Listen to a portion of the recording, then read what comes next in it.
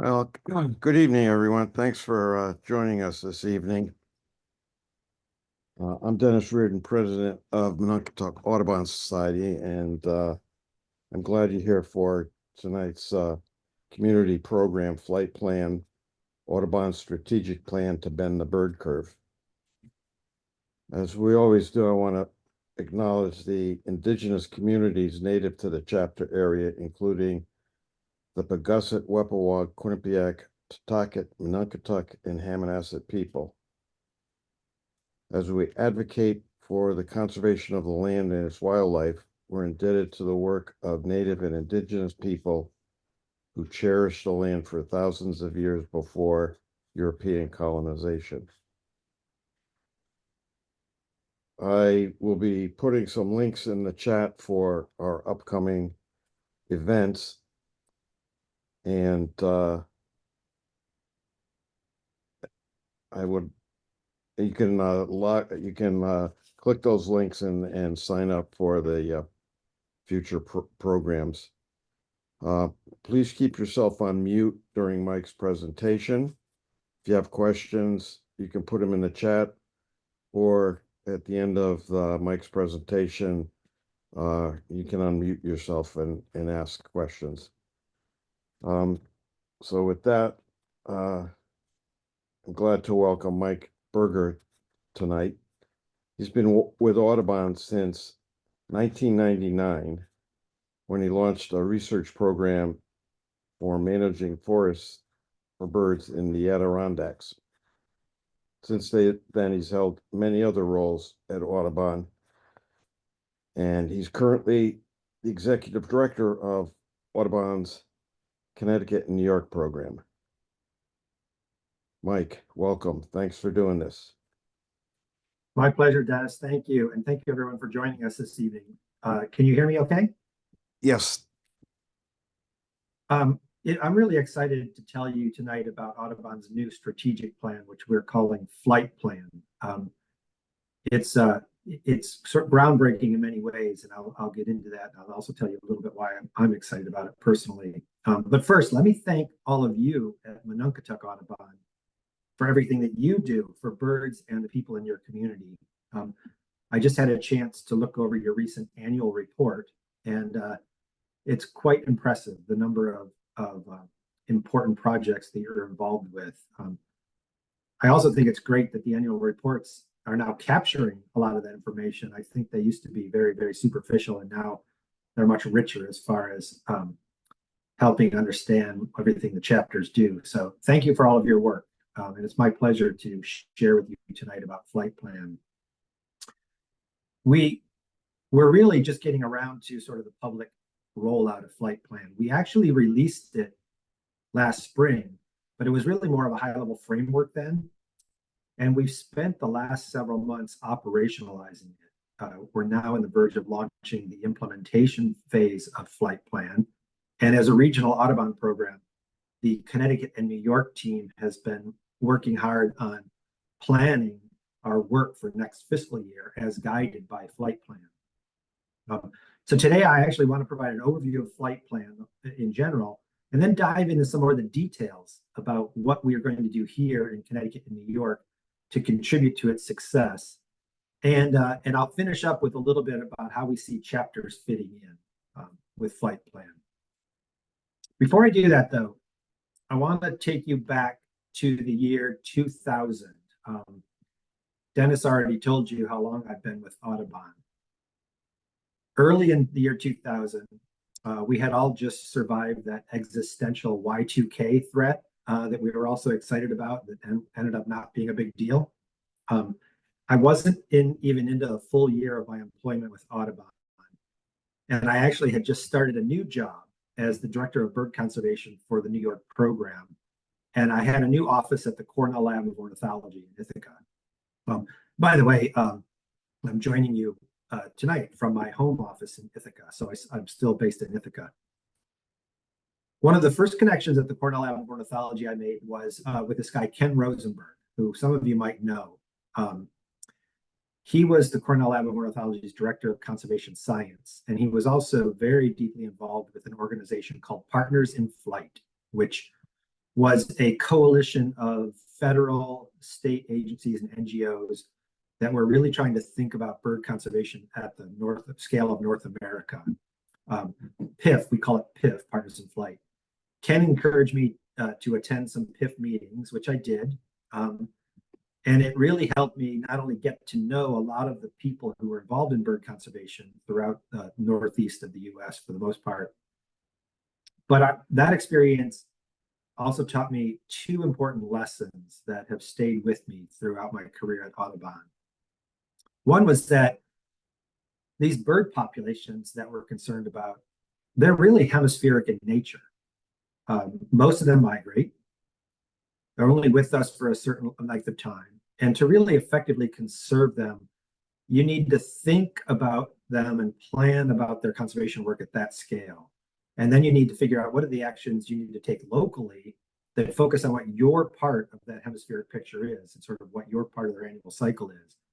And of course, then you need to coordinate your efforts with others across the hemisphere so that you can really achieve what we refer to as full life cycle conservation.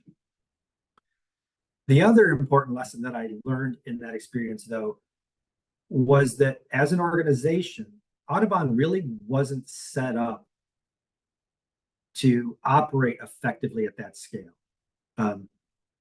We were administered across what I would call mostly independent state and regional programs and national offices.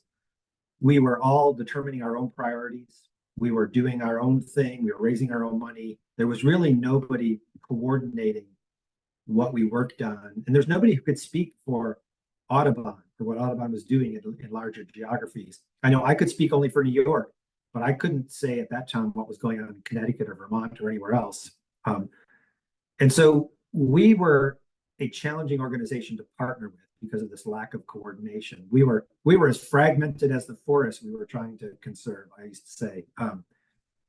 So fast forward a few years, a few of us started talking about the fact that we probably could be more effective if we were collaborating more together across our state and regional programs and with our national offices and focusing our conservation efforts on the same priority species and habitats.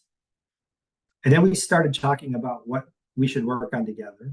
And a year or two later, we started calling that initiative the Atlantic Flyway Initiative. A year or two after that, David Yarnold came in as our new president and CEO, and he liked this flyway idea. And we ended up adopting flyways across the country in our first strategic plan under David Yarnold. That was 3 strategic plans ago. And each time there has been progress toward Audubon becoming better coordinated, more collaborative internally, and more focused on priority species and geographies that we agree on. And I think it has really helped us be better partners with other organizations. We really could talk more collectively about what we're doing as an organization and how we can work with others. I would say, yes, there were growing pains. You know, with any kind of increased collaboration and shared priorities, you do lose some autonomy. But the possibilities were then and continue to be really immense for a conservation organization. An organization with the wingspread and the assets of Audubon. And I'm thinking about our hundreds of affiliated chapters like Monunkatuck as part of that wingspan. All of those elements of the organization working collaboratively, internally and externally, and focused on strategies that have the potential to benefit bird populations at the hemispheric scale. That's the promise that we have as an organization. And I really think that is the potential of Flight Plan. As a career conservationist and Audubonner, I'm really excited about this new strategic plan, and I find it extremely professionally rewarding. And so I want to tell you, about it, and hopefully you'll agree that we're onto something here. Let me see if I can pull up the slides here. Dennis and I practiced this, so it should work.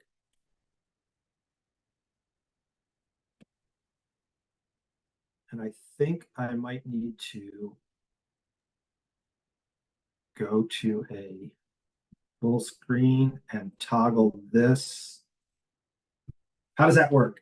Are you seeing my presentation mode? Yep. Okay, great. Fantastic. So what I want to show you is let's start off with like a high level vision and framework of what Flight Plan is all about. We're in a critical moment right now for birds and for people.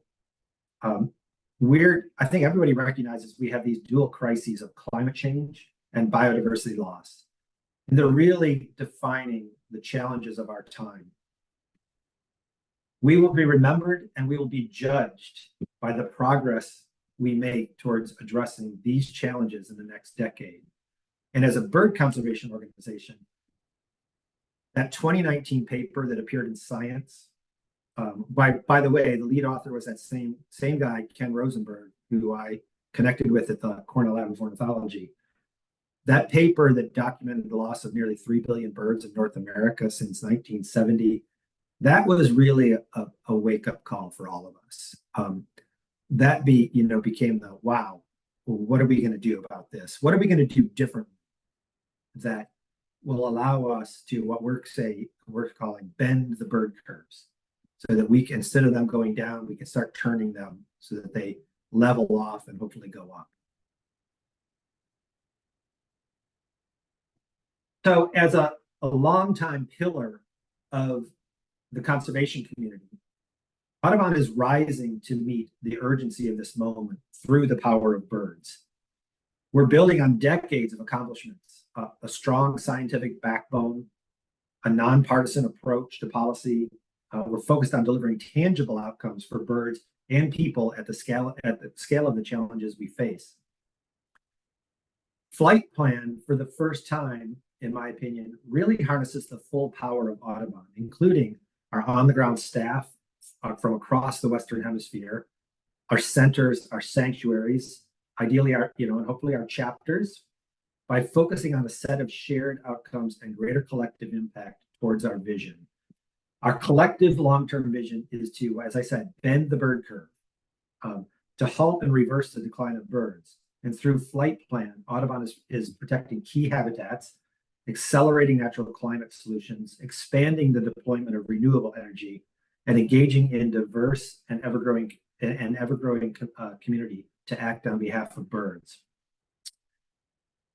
It's really our unwavering commitment to the conservation of birds that is rooted in the understanding that birds serve as critical messengers for our planet's health, basically.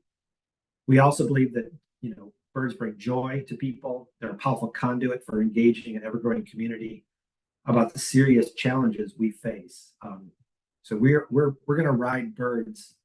It's our mission, and we think it's a great way to engage the public. So Flight Plan incorporates 3 drivers into everything we do: a hemispheric approach to conservation, climate change, and equity, diversity, inclusion, and belonging. We take a hemispheric approach, which is new to us. Our previous strategic plans did not have a hemispheric component to them. This is new for Flight Plan. We know it's important. As I said, most of these birds migrate. Most of them don't spend the majority of their time up here in the United States. Their seasonal migrations take them across the Western Hemisphere, and that means we have to work where they go, from the boreal parts of Canada down to the Carolinas and Chile and beyond. It's also important, we think, that we center climate change. Traditional conservation approaches alone are no longer adequate, in the face of a warming planet. We have to acknowledge that. We can't ignore the impacts of climate change. I mean, that would be we would do that at our own peril, and we have to adapt. We also have put a lot of effort into integrating equity, diversity, inclusion, and belonging into our work. We've developed what we call EDIB conservation principles. We know that our influence depends on the strength of our community, and Audubon is committed to being a home for all bird lovers, from building a broad, diverse community that is poised to make a difference for birds. Audubon, we think, is uniquely positioned to bring people together with a nonpartisan, science-based, and community-focused approach. Audubon pairs, we like to talk about our grassroots, and our grassroots are certainly one of our strong points. But we also like to pair diplomacy with advocacy. really to engage decision makers and influence key policy outcomes, working towards shared goals with partners who are old and new to us. We're dedicated to finding common ground and advancing practical solutions. Flight Plan was developed collaboratively with broad and deep engagement over 1,000 staff members across the organization, board members, chapters, and partners. It really was the most inclusive strategic planning process I've ever been part of here. We think Flight Plan codified Audubon's organizational values and equity, diversity, inclusion, and belonging principles, which provide guidance for how we work in communities and how we work with partners. Together, all of us have identified these shared values that are essential to our organization: impact, integrity, innovation, care, collaboration, and change. That's really what Flight Plan strives to deliver. Flight Plan sets the course for positive change that Audubon is going to try to inspire over the next decade. Flight Plan sets 5-year milestones in 4 or 5 key areas to track progress towards our long-term vision to bend the bird curve. You can see on the slide what these areas are. Habitat conservation with a connected network of climate resilient lands and waters across the Americas. Our 5-year goal is to conserve 3 million acres of quality, connected, and climate resilient bird habitat across the hemisphere. We have 2 climate action milestones. One is the swift and responsible deployment of renewable energy. And the metric by which we will measure our progress there is in the number of gigawatts of new renewable energy generation and transmission that are sited, with our goal being 100 gigawatts. The second climate action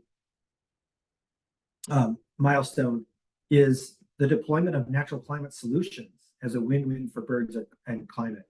Natural climate solutions are, another way of thinking of them, these are bird habitats that also sequester and store carbon, take it out of the atmosphere. So we're talking about forests, wetlands, grasslands, and we're trying to sequester and store 30 billion tons of carbon through habitat work over the next 5 years. We have a policy milestone that is all about government action and funding for birds and the planet. We're calling this the Healthy Birds, Healthy Planet Policy Agenda, and we'll be working throughout the states and federally to pass this agenda. And then finally, our last milestone is what we're calling community building. And this is really about growing and diversifying this community of bird lovers who will work together to advance our shared vision. It's about doubling our membership, and it's about really creating and activating influential coalitions of members.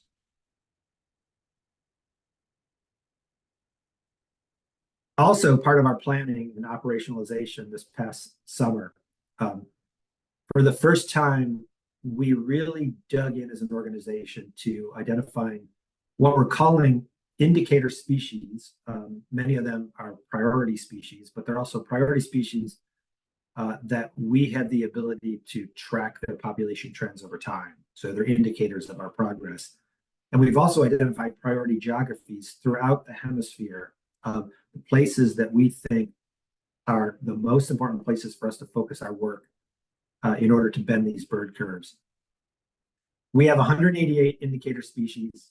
You can see the breakdown with 80, actually, if you add up 89 for forests, 72 for coasts, wetlands, and marine, and 49 for airlands and grasslands, you realize that's more than 188. And I didn't quite get the answer to why that is. It's either because there's some overlap in how things are categorized, or it includes some of the resident species in Latin America that we've also identified, which is above and beyond the 188. So for the first time, we have prioritized some resident birds from Latin America as among our indicator species. So this is the sort of the guiding framework for all of our work. And over these past several months, for each of these milestones, teams of staff from across the organization really dug in and identified the initiatives that will compose the work in each of these milestone areas. For example, in habitat, we have coastal and marine resilience as an initiative. We have water for birds and people, wings over working lands, and urban conservation initiatives. The climate action milestone has the two that I mentioned, properly cited renewable energy and natural climate solutions. Policy has the Healthy Birds, Healthy Planet policy agenda. And community building has several different initiatives because it's such a complex area to work in. Of course, our centers are part of that. Our chapters are part of community building. Community science is part of that. High influence diplomacy, individual donor cultivation.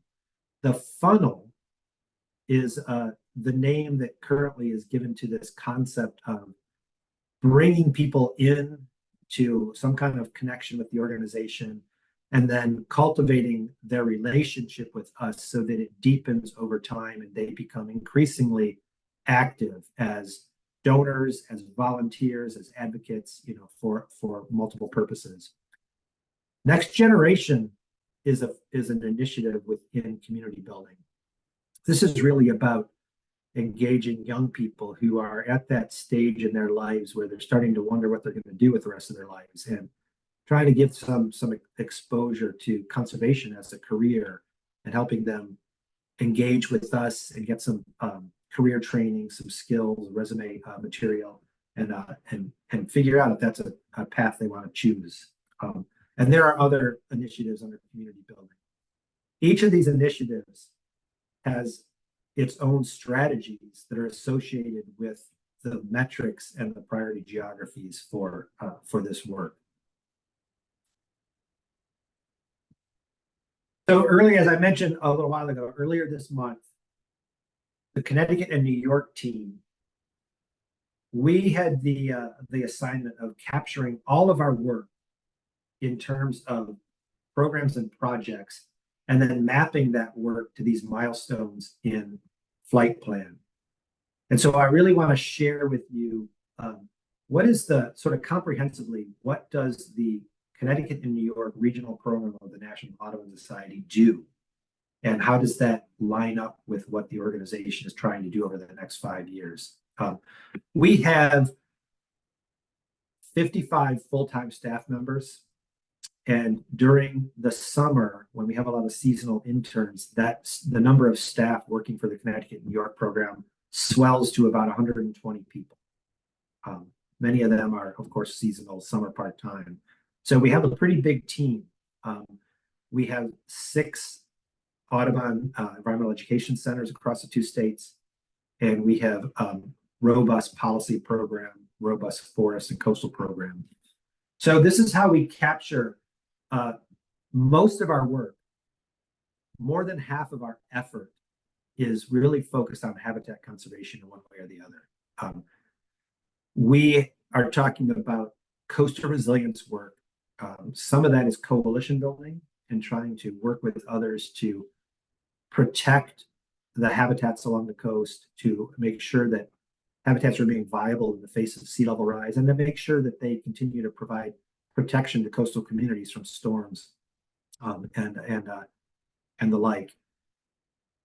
We also do a number of on-the-ground habitat restoration projects in the coastal resilience program area, such as you probably heard about our work at Great Meadows Marsh in Stratford, Connecticut, and you'll probably soon be hearing more and more about the work we're going to be doing at Hammonasset Beach State Park, which is another big project that we're just getting involved with. And there are similar projects on the New York side. We also do a lot of coastal stewardship work. This is more about making sure the birds can use the habitats that already exist.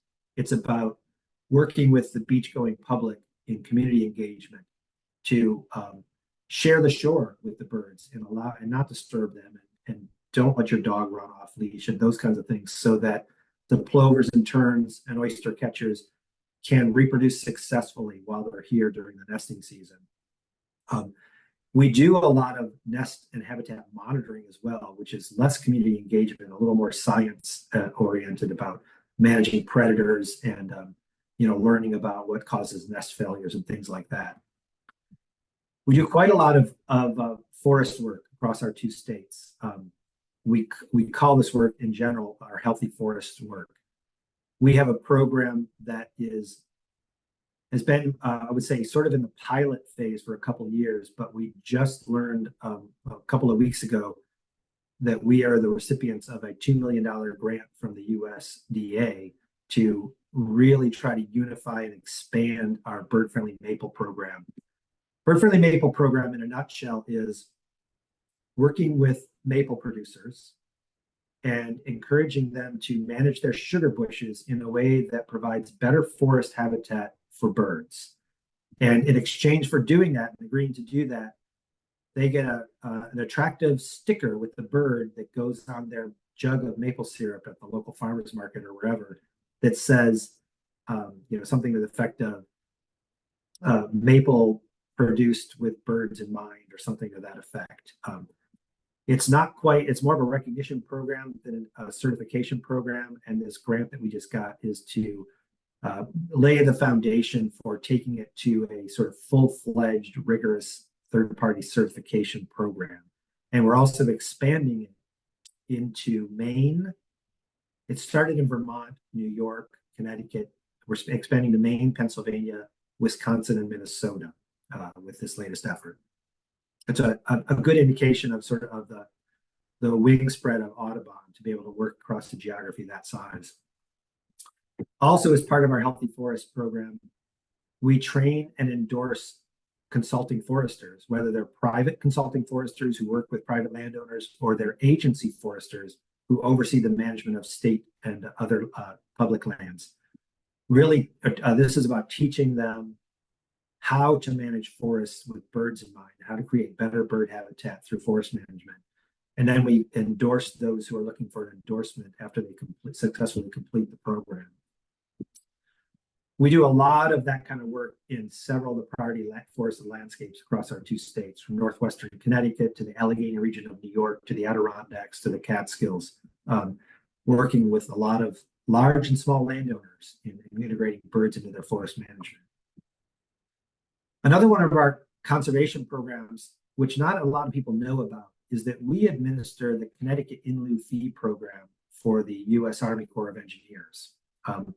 And basically what that means is if the U.S. Army Corps gives a permit to somebody for some kind of a project that impacts a wetland, they pay into this program, and then we basically figure out how to spend that money for wetland restoration and wetland protection so that we can mitigate the impacts of the projects that had gone forward. And it's something that it's a program of ours that is growing, and we're realizing quite a few very nice projects as a result of that. And then, of course, the stewardship of our own lands is part of what we do to contribute to habitat conservation. Sometimes it's just, sort of walking the talk on our own lands. Sometimes it's doing it in a way that serves as a demonstration for others. For example, we have forest stewardship plots on several of our properties where we bring people to those areas and then explain to them what we did, why we did it, what we hoped we would achieve, and then sort of show them what the outcome was. So that was our work in the habitat arena. Of course, as I mentioned, we do a lot of policy work as well, both in Connecticut and New York, but also in collaboration with our policy office in DC on federal legislation. And we've just, completed this exercise of really looking at this Healthy Birds, Healthy Planet policy agenda, and then trying to figure out what are the opportunities coming up in Connecticut and New York for advancing those priority issues. And so coming up in Connecticut in the next year or so, we expect to be focusing on these things on your screen right here: marine, coastal, and forest resilience and natural climate solutions, reducing pesticide and rodenticide exposure, promoting lights out and bird-friendly buildings, really trying to make sure there's funding for urban forestry and urban green spaces, and expanding Connecticut's Clean Water Fund to authorize permanent protection for vegetated areas, parks, and community gardens. And of course, something we do almost every year is really try to make sure that our state agencies are adequately funded for doing the important work they do. The list in New York is very similar. Again, focus on incentivizing natural climate solutions, promoting lights out and bird-friendly buildings, protecting coastal communities from climate change. Conserving core habitat for declining grassland birds is something we're working on, and it's really being done mostly in conjunction with that next item, which is responsible siting for renewable energy. We're finding that large solar projects are targeting these fallow fields, which are serving no purpose whatsoever, except for providing good habitat for grassland birds. So that's something we're dealing with. And again, maintaining funding for many different environmental programs, the Environmental Protection Fund, the Great Lakes Restoration Initiative, the Federal Clean Water and Drinking Water Revolving Loan Funds, Ocean and the Great Lakes Funding, and the New York State Clean Water Infrastructure Act. Those are the priorities for this next year policy-wise. Oh, I should have mentioned too, so a lot of our climate work really does fall in the policy arena. So I combine those climate action and policy milestones because that work really overlaps in policy. Which brings us to community building. As one might expect with a two-state program with more than 30 active chapters and 6 centers, and almost half of our staff who are working at centers, we do a lot of work that engages people in, with Audubon and what we're doing. And this was an interesting exercise for us to really figure out how to concisely and efficiently talk about what that work is. We have a communications department. They're really focused on making sure that people are aware of us and our work, of trying to connect with new potential members who don't know much about Audubon. And for those who do know about us, really helping them learn more about what we do and making sure they're aware of opportunities to become even more involved. It's sort of like that funnel idea I talked about earlier. We have a lot of programs that fall in the area of what we call community conservation, bird-friendly buildings, plants for birds, and landscaper endorsement. That landscaper endorsement program is something new that we just launched out of our Theodore Roosevelt Center on Long Island. We hired a professional horticulturalist. Some of you might know her, Joyce Sorigliano, because she's been very active in the chapter network, and now she's on staff. She just completed the first multi-part course of ecological landscaping for professional landscapers, and she had people from state parks, New York City parks, universities, from industry groups that do landscaping. They sold out. They had to add new spots because there was so much interest, and it sounds like it was quite a success. That's something that we hope to expand into other areas of our 2 states and maybe beyond. We also consider our urban oases and urban forestry work to be part of this community conservation area, and also our wildlife rehabilitation clinic at the Sharon Center, which not only helps birds recover and be released and other wildlife, but mostly birds, but it also educates people about, what happened to this bird, how did it basically come in harm's way, and what can we do to reduce those incidents of birds being harmed. And so that's part of our community conservation work. And I mentioned the next generation or youth leadership work. We have several programs in this area. We have the Youth Climate Summit that is being done in our Hudson Valley area in Greenwich. We've got junior forest technicians being led at our Bend to the River Center in Connecticut. Wildlife Guards, which isn't even at a center, but it's something that our coastal program does. We have a New York City youth program that engages youth in New York City, and we actually named another type of this kind of program called Pathways to Conservation. This is really composed of about 6 or 7 different similar efforts at our centers that have eco leadership teams or different groups of teams that are involved in our conservation work in one way or another. Many of these are paid interns who basically come on to work with Audubon seasonally. And this is where they get a lot of attention, a lot of mentoring, a lot of development of valuable skills that they can, use going forward. And hopefully will give them a leg up in determining if this is something that they want to pursue professionally or academically. I know that several of our, well, I don't know if it's several or a couple. I think Robin's on, she could say, some of our junior forest technicians have decided after their experience with us that they wanted to pursue forestry at college. Are you going to say something, Robin? I thought I could. Yes, I would say that we have probably 60 to 80% of the junior forest technicians who go on to choose environmental careers of some sort. Most of them enroll in forestry programs or ecology and wildlife biology. So it's pretty exciting.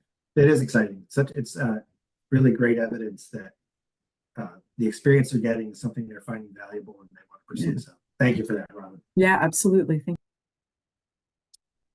And then this brings me to, sort of some different kind of programming that we do. We do quite a bit of what we call gateway programming. Gateway programming is sort of like the top of the funnel. It's just bringing people into their first connection with Audubon. This includes things like summer camps, which we offer at 4 of our centers, public programs that we put on that might be something just like an owl prowl that's really not, there's no conservation expectation or outcome from that work per se, but it's really just to connect with people who are interested in birds.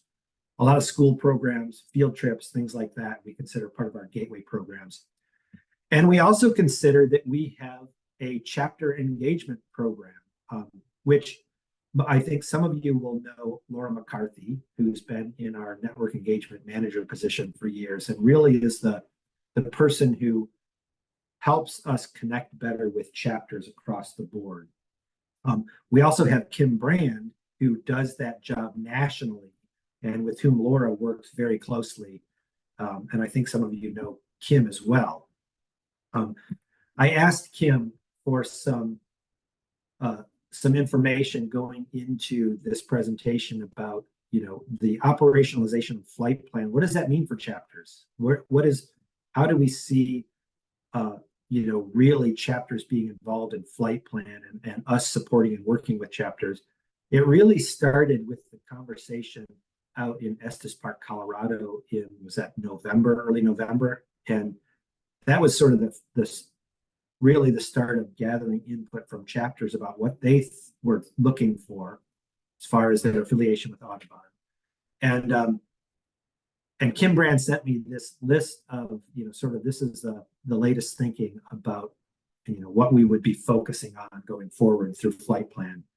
First of all, I want to say there is a strong recognition that chapters are the conduit through which a lot of people first get involved with Audubon. They get to know their local chapter, they go to events, they get involved with projects, they go to meetings with their local chapter, and then they learn often about the bigger organization, the state program or the national program or the international program now. And so there's a recognition that, the chapters are such an important part of the funnel for Audubon, and they need to be thriving. They need to really be, gaining more members locally and being effective locally, because that's how people get to learn the organization. So we want chapters to be involved with growing and diversifying our flock, which often starts with growing and diversifying their flock, to really be involved with recruiting new advocates. Not all of our chapters are involved in advocacy. Mononkatuk is a great example of a chapter that sort of does recognize the value of that. For example, the affiliation with Lights Out Connecticut is a good example of Mononkatuk Audubon recognizing there's a role here to advocate for policies that are part of this Healthy Bird, Healthy Planet policy agenda, and part of what we need to do to bend the bird curves. So that's something that we want to emphasize across the board, though. We want to help chapters recognize the importance of cultivating relationships with decision makers. Often the local council member ends up becoming a state legislator, and then it's often these politicians end up climbing the ladder, and it's helpful to begin with local relationships with them so that they know who you are, know what you're interested in, and that's one way to cultivate those longer term relationships. We're really trying to support chapters as they build trusting relationships with impacted communities. And often this is done through partnership with other community organizations. And by the way, we're trying to do the same thing with our own programs, for example, our centers, and approach things the same way. I think Monunketuk's relationship with CPEN in New Haven is a great example of a collaboration that is really doing, exactly what this is about, working with organizations in the communities, trying to do things that are, good for birds, but also good for people, and also grow and diversify the people who consider themselves part of what Audubon's trying to do. We definitely want to encourage chapters to continue to be involved in habitat protection, whether that's on the ground work, stewardship of their own sanctuaries, or advocacy in their local area, and policies that we mentioned quite a bit of earlier. And of course, we're hoping chapters can be voices of reason and advocate for responsibly sited renewable energy projects. That's a funny area, because in my experience working with chapters, I usually only hear about renewable energy projects when it's something we're concerned about, and we rarely are to the point where we see something we like in that area. But we have to, as an organization, sort of find that balance, because we absolutely need to accelerate the development of renewable energy if we're going to have a chance of addressing climate change, which is a major, major thing that we have to deal with for the future of birds. So that's a long-term conversation that we have to just keep working on and finding that balance so that we can promote the good projects and avoid impacts that we on birds and their habitats that we can't tolerate, and try to figure out how to move those things in a different direction. That really is, so that's what I wanted to present tonight. Really, I hope I accomplished it, like from the big picture down on what Flight Plan's about, why I'm really excited about it, because this is a level of coordination across Audubon that we've never really seen before. And the potential there for all of us, from our local chapter areas to the state and regional programs, to the national programs, to our Audubon America's international capacity, which is growing, to really engage people and address these issues at the scale that they need to be addressed at, is exciting to me. I hope it's exciting to the rest of you, and maybe this helped get your wheels turning about some of the things that you can do. I'm going to stop my share, and I'm happy to take questions, Dennis. Excuse me. Great, Mike. Thanks so much. Let me say, first of all, that if anybody feels that they're at the wide end of the funnel and want to slip down into the neck of the funnel and be engaged with Monunketuk in a more substantial way, please let us know, and we'll find something for you to do.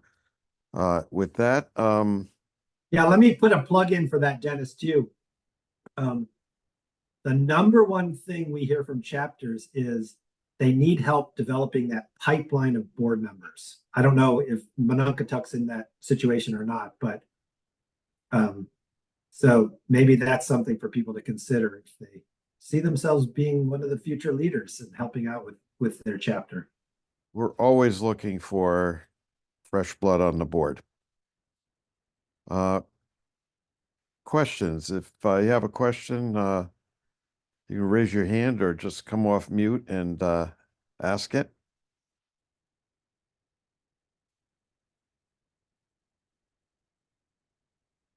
Wow.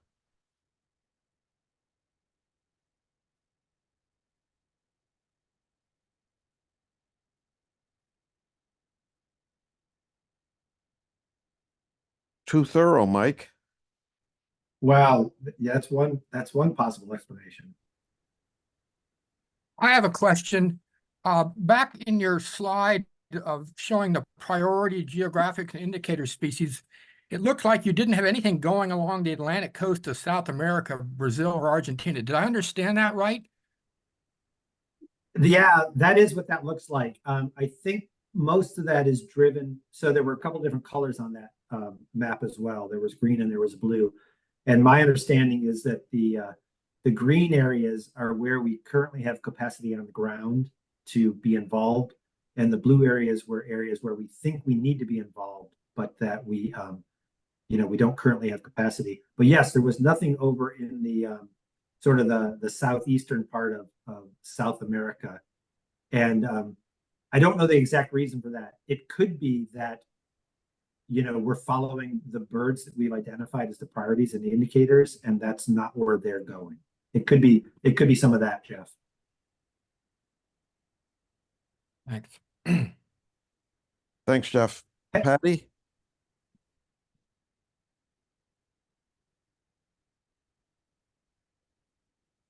You want to unmute yourself and ask your question, Patty? Thank you. I'm Sam and I'm with Patty. Okay. Just because you put so much importance on conservation of critical habitat, I wondered, does Audubon do anything with acquiring land or habitat, or do they partner up with other groups like Nature Conservancy, for example? What's the best way to take advantage of that all through the flyway? Yeah, what a great question, Sam. So one of the things we've realized over the years at Audubon is that we are not set up to be a land trust. We often struggle to properly steward some of the lands we own. We own thousands of acres in Connecticut and New York. And so we're very reluctant to take on ownership of more land, because when you do, you have essentially, you have the responsibility of enforcing any easements and enforcing terms, forever, basically. So we generally partner with local land trusts, and we generally partner with other groups that are in the land protection business, because they are set up with the legal staff they need and everything to do easement enforcement and things like that, which we're just not set up that way.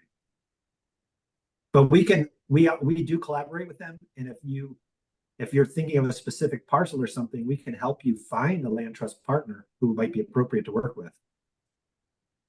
So thank you. Sure. Sue had a question. Did you hear about the expansion plan of the Yale Golf Course? And can we save trees there? I haven't heard about that. Is that I can answer that. It's too late. They got all the approvals from every agency, every department, and they've gone ahead with it.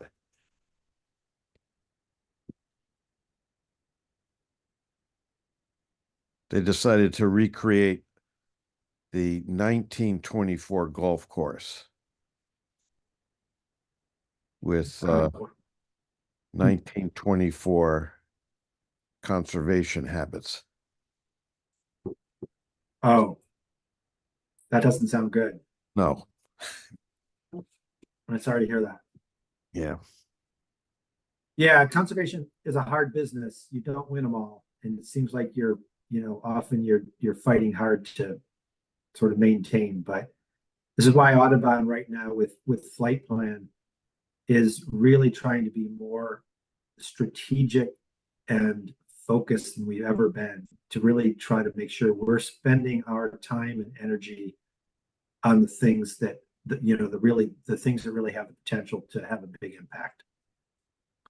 Because we're all facing many of these other projects, these local projects that taking things in the other direction. Are you monitoring the chat, Dennis? Yes. Okay, thank you. I think that's it for questions in the chat. Anybody else have a question?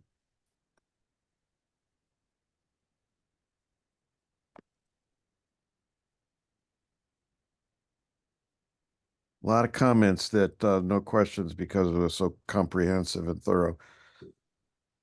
Well, it's a little bit of an administrative overview too. It's not getting down into the fun stuff, but hopefully some of our staff who do the work on the ground and are involved in some of the work will get a chance to present as well. And I'm sure that will be inspire more questions about some of what we're doing.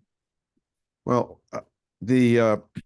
our April 17th community program will be Corey Folsom O'Keefe talking about salt marsh restoration, and she's going to be talking about the Great Meadow project that has been going on for a number of years, and the forthcoming Hammonasset project. So Perfect.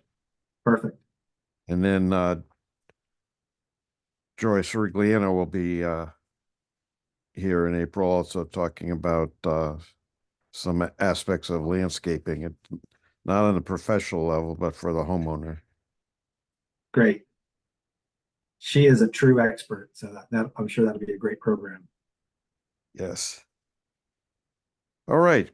I guess that's Well, it. Thank you for having me. Right. You know, Thanks so much. If people come up with questions that they want to ask about later, Dennis, maybe they can get in touch with you and you can pass them on to me.